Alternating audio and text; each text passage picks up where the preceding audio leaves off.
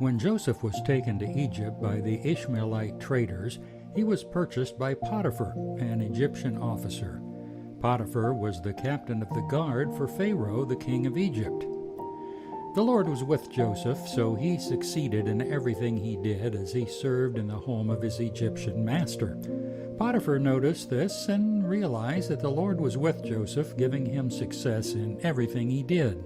This pleased Potiphar, so he soon made Joseph his personal attendant. He put him in charge of his entire household and everything he owned. From the day Joseph was put in charge of his master's household and property, the Lord began to bless Potiphar's household for Joseph's sake. All his household affairs ran smoothly, and his crops and livestock flourished. So Potiphar gave Joseph complete administrative responsibility over everything he owned. With Joseph there, he didn't have to worry about a thing except what kind of food to eat. Joseph was a very handsome and well-built young man, and Potiphar's wife soon began to look at him lustfully. "Come and sleep with me," she demanded. But Joseph refused. "Look," he told her, "my master trusts me with everything in his entire household. No one here has more authority than I do. He has held back nothing from me except you, because you are his wife. How could I do such a wicked thing? It would be a great sin against God." She kept putting pressure on Joseph day after day, but he refused to sleep with her, and he kept out of her way as much as possible. One day, however, no one else was around when he went in to do his work. She came and grabbed him by his cloak, demanding, "Come on, sleep with me." Joseph tore himself away, but he left his cloak in her hand as he ran from the house.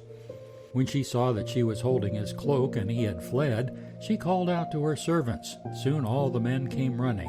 "Look," she said, "my husband has brought this Hebrew slave here to make fools of us. He came into my room to rape me, but I screamed.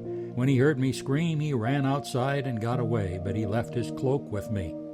She kept the cloak with her until her husband came home. Then he told him her story.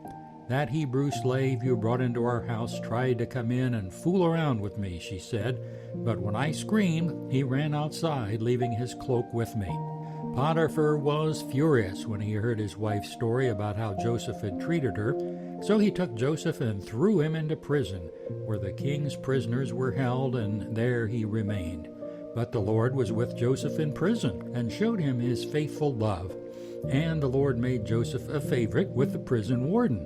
Before long, the warden put Joseph in charge of all the other prisoners and over everything that happened in the prison. The warden had no more worries because Joseph took care of everything. The Lord was with him and caused everything he did to succeed.